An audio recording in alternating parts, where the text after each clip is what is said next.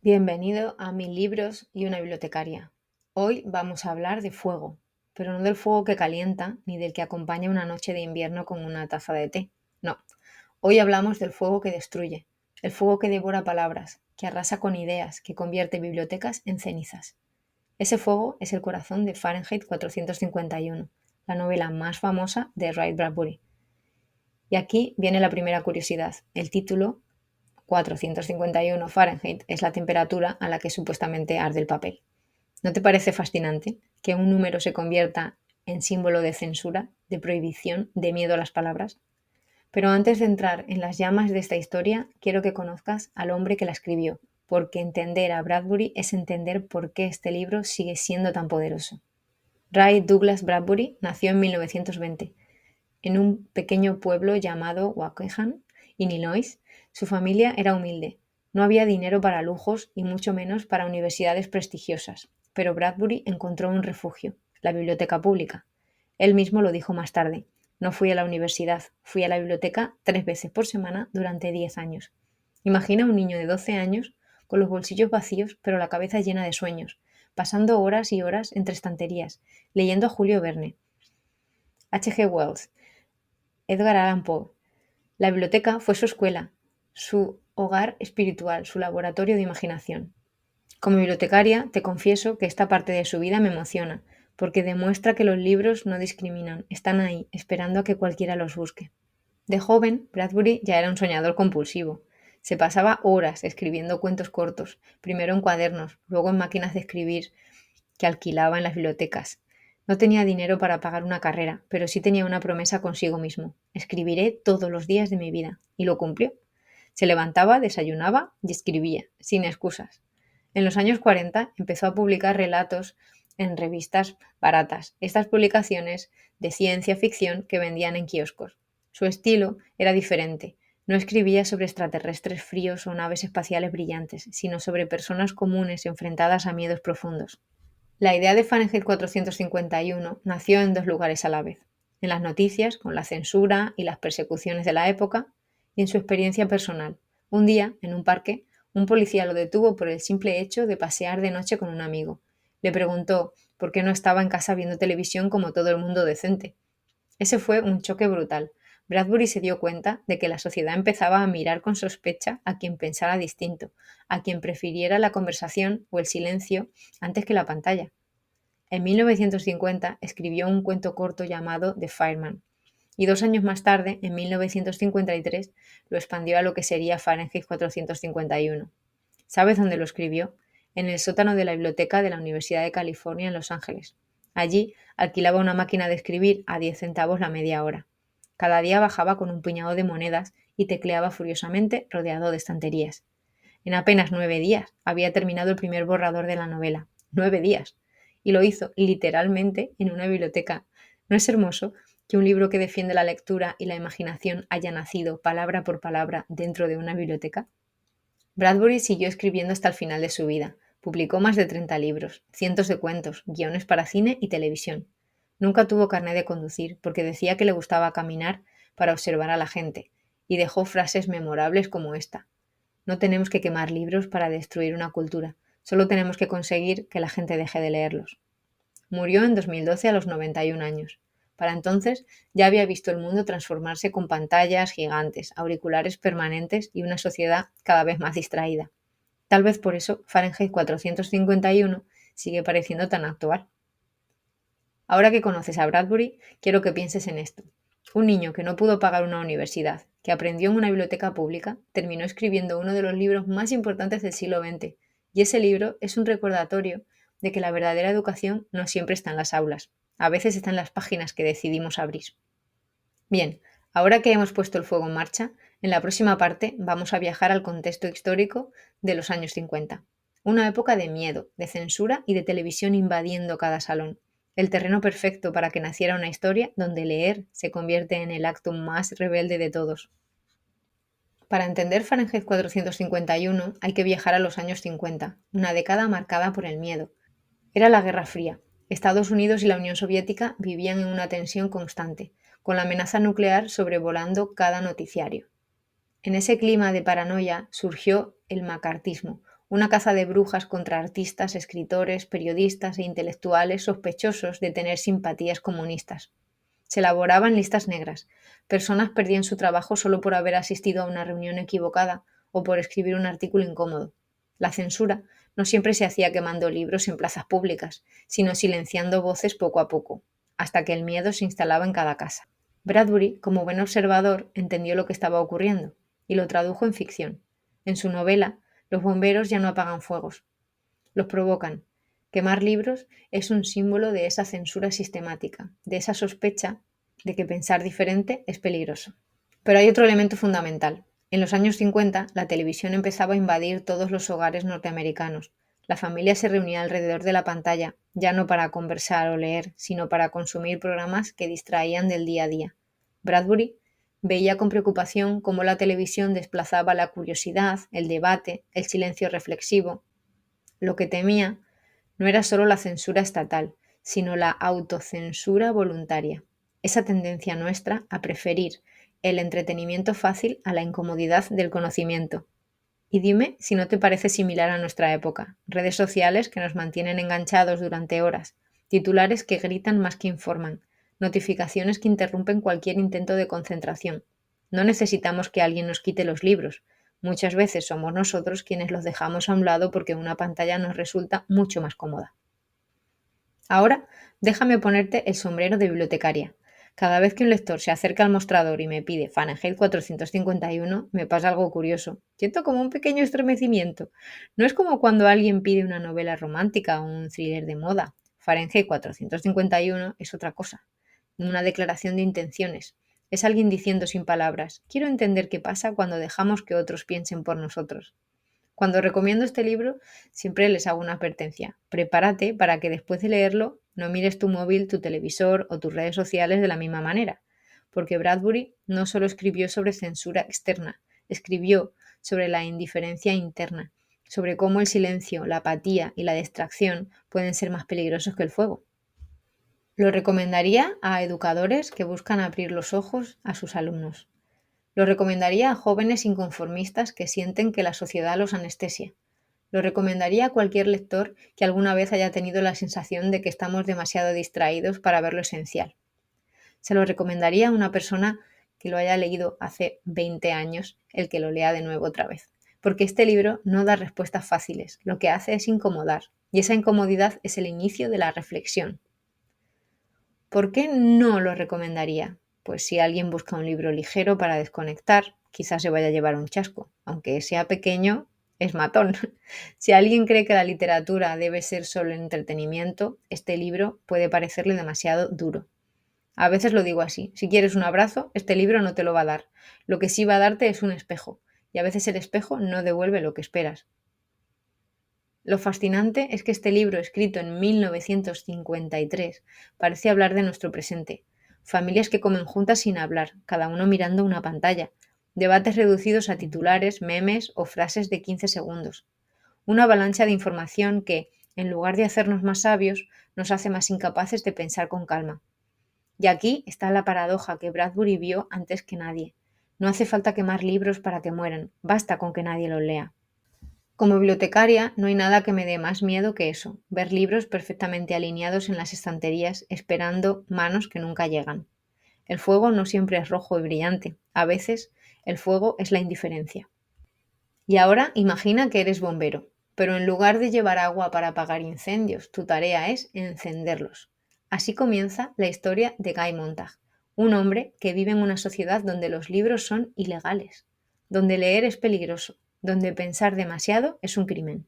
Montag al principio no cuestiona nada, siente incluso placer en ver las páginas arder, en escuchar el crujido de las palabras convertidas en cenizas. Para él, el fuego es limpieza, es orden.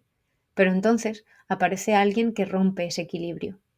Clarice es una joven curiosa, diferente a todo lo que Montag conoce. No está pegada a pantallas, no habla con frases hechas, no se conforma con lo que le dicen. Un día, mientras caminan juntos, ella le hace una pregunta tan sencilla como devastadora. ¿Eres feliz? Montag, sorprendido, responde automáticamente que sí, pero cuando vuelve a casa empieza a dudar. Esa chispa de Clarice abre una grieta en su mundo perfecto. Clarice representa la inocencia de la curiosidad, la libertad de hacerse preguntas sin miedo. Es el espejo en el que Montag empieza a ver lo que le falta. Montag vive con su esposa Mildred, pero ella parece un fantasma. Su vida transcurre entre las pantallas gigantes que llenan las paredes de su casa y los auriculares que siempre lleva puestos. Habla más con los personajes ficticios de sus familias televisivas que con su propio marido. Cuando Montag intenta compartir sus dudas con ella, Mildred se asusta, lo rechaza o simplemente lo ignora. Para ella, lo importante es la comodidad, el entretenimiento, evitar cualquier incomodidad. Mildred es el retrato de una sociedad anestesiada por la tecnología y el consumo, una sociedad que elige no sentir, no pensar, no cuestionar. El antagonista de Montag es el capitán Beatty, jefe de bomberos. Lo más inquietante de Beatty no es que sea ignorante, sino lo contrario. Beatty es culto, ha leído un montón de libros, incluso los cita, pero utiliza ese conocimiento para justificar la censura. En uno de los monólogos más poderosos de la novela, Beatty explica por qué los libros fueron prohibidos.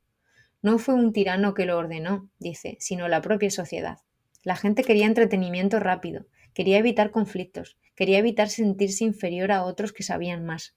Así, poco a poco, los libros se volvieron incómodos, y al volverse incómodos, se volvieron indeseables. Beatty es la personificación de esa idea. La censura no siempre se impone, a veces se acepta como sentido común. Cuando Montag empieza a leer en secreto, busca a alguien que lo guíe, y encuentra a Faber, un profesor retirado. Faber representa la resistencia silenciosa, ese conocimiento que sobrevive escondido, esperando que alguien lo reclame. Es Faber quien le explica a Montag que los libros no son mágicos por sí mismos. Lo que importa no es el papel ni la tinta, sino las ideas, la profundidad, la incomodidad que provocan. Un libro no da felicidad inmediata, da complejidad, contradicción, pensamiento. Faber es la conciencia de Montag, el mentor que le enseña que rebelarse no es solo guardar libros, sino atreverse a pensar diferente. La trama avanza y Montag no puede contener más su rebeldía. Empieza a leer con desesperación, a devorar páginas como si fueran oxígeno, y cuanto más lee, más difícil es volver atrás. El clímax llega cuando Montag debe huir. La sociedad ya no lo tolera, lo persiguen, lo condenan, lo muestran en televisión como un criminal. En su vida, encuentra un grupo de hombres y mujeres que han decidido convertirse en guardianes de la memoria. Cada uno memoriza un libro completo, palabra por palabra, para preservarlo cuando todo lo demás arda. Montag comprende entonces que los libros no son objetos, sino seres vivos que pueden habitar en nosotros, que el conocimiento no muere mientras alguien lo recuerde. Lo que la trama nos dice hoy es, ¿no te parece inquietante que un libro escrito en 1953 describa con tantísima precisión nuestra relación actual con las pantallas? La soledad de Mildred no es tan diferente a la de alguien que pasa horas en redes sociales y antes simplemente mirando la televisión.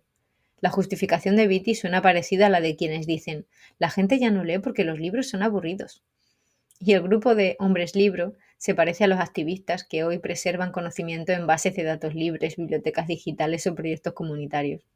La trama de Fahrenheit 451 no es solo la historia de Montag, es la historia de cualquiera de nosotros, cuando de pronto una pregunta simple, ¿eres feliz?, abre una grieta en nuestra rutina. Un buen clásico nunca se agota, porque no solo cuenta una historia, abre conversaciones eternas.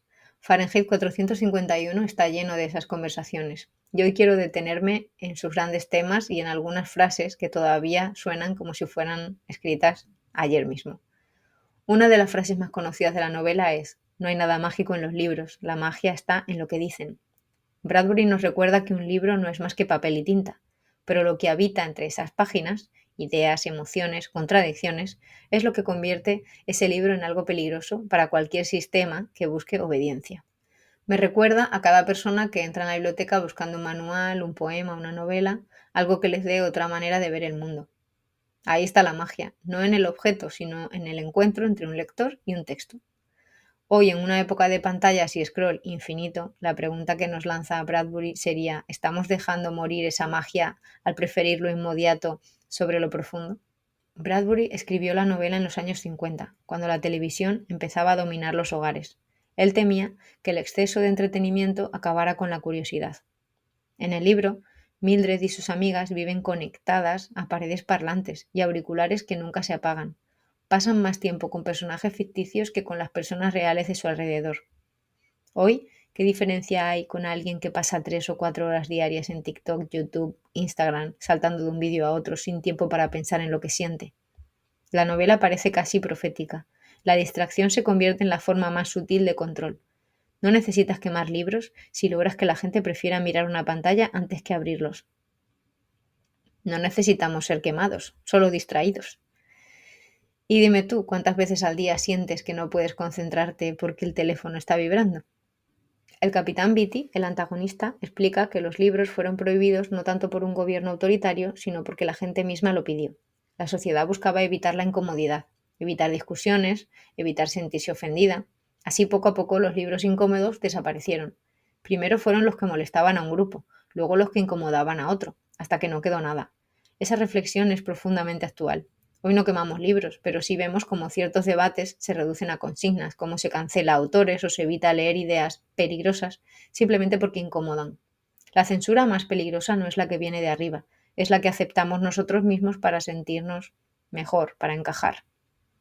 Si no quieres que un hombre sea políticamente desgraciado, no le des dos caras de una cuestión, dale solo una, o mejor aún, ninguna. Beatty lo dice con crudeza. Una sociedad distraída e indiferente es más fácil de manejar que una sociedad informada y crítica. El fuego en Fahrenheit 451 tiene dos rostros. Al inicio es destrucción, quema libros, borra la memoria, impone el silencio. Pero hacia el final, cuando Montag encuentra a los hombres libro, el fuego es también calor, comunidad, esperanza. Esa ambivalencia es brillante. Bradbury nos recuerda que cualquier herramienta, incluso el fuego, incluso la tecnología, puede ser destructiva o constructiva según cómo la usemos. Hoy podemos decir lo mismo de Internet. Puede ser un incendio que destruye con noticias falsas, odio o desinformación, o puede ser un fuego que calienta, que conecta a comunidades lectoras, que preserva y comparte conocimiento.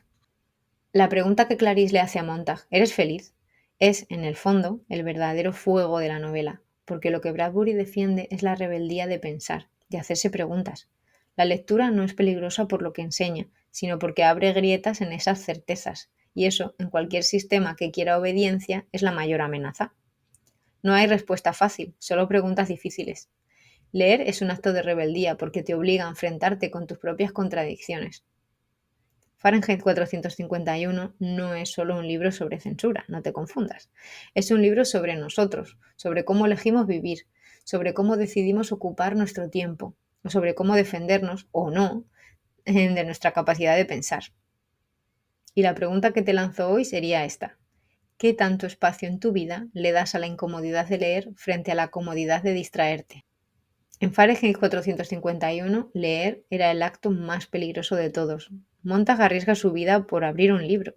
Los hombres libro arriesgan su libertad por memorizar poemas, novelas, ensayos completos. Hoy, nosotros no vivimos con bomberos que queman bibliotecas, pero sí vivimos con algo quizás más insidioso, la tentación constante de no leer, de distraernos, de preferir lo inmediato. Por eso quiero proponerte un reto, un pequeño acto de rebeldía que puedes empezar esta misma semana. El primer paso sería elegir un libro incómodo, no ese que ya conoces y sabes que te hará sentir bien. Elige uno que te desafíe, que te saque de tu zona de confort. Puede ser un clásico que siempre has pospuesto, un ensayo que hable sobre un tema difícil o incluso una novela que te toque un punto sensible de tu vida. Segundo paso. Encuentra un momento del día para leerlo sin distracciones. Apaga las notificaciones, deja el móvil en otra habitación, pon un temporizador si hace falta. Dale a esas páginas media hora de silencio absoluto. También puedes compartir una frase en voz alta. Puede ser en tus redes sociales, con el hashtag, por ejemplo, rebeldía de leer, puede ser una conversación con un amigo o puede ser en tu club de lectura. Pon a circular esa chispa, porque compartir un libro es prolongar su vida. Y el último paso, que sería opcional pero muy poderoso, sería memorizar un fragmento. Así como los hombres libro guardaban la memoria de la humanidad en su mente, memoriza unas líneas, simplemente unas que te lleguen al corazón o a la cabeza. Recítalas de vez en cuando, hazlas tuyas. Leer críticamente es un acto revolucionario. En un mundo donde todo nos empuja a consumir rápido, leer despacio es resistencia. En un mundo donde todos opinan en frases cortas, detenerse a escuchar una voz completa es valentía. Y en un mundo donde la indiferencia parece normal, emocionarse con un libro es un acto profundamente humano. Querido oyente, si tuviera que resumir Fahrenheit 451 en una sola idea, sería esta. No hace falta que quemen tus libros para perderlos, basta con que dejes de leerlos. Bradbury nos dejó un fuego encendido. Depende de nosotros mantenerlo vivo. Así que esta semana atrévete. Elige ese libro incómodo, léelo, compártelo. Haz de tu lectura tu pequeña rebeldía diaria. Me encantará leer lo que descubras. En nuestro siguiente viaje seguiremos con las distopías clásicas. Nos espera Rebelión en la Granja, también de George Orwell, un libro que parece una fábula de animales, pero es en realidad una radiografía del poder, la corrupción y la fragilidad de los ideales. No te lo pierdas. Gracias por acompañarme en este episodio de 1000 libros y una bibliotecaria. Si este podcast te ha inspirado a leer más, suscríbete y compártelo con alguien que ame los libros tanto como tú. Hasta la próxima semana, lector rebelde. Y recuerda, cada página que lees es un acto de libertad.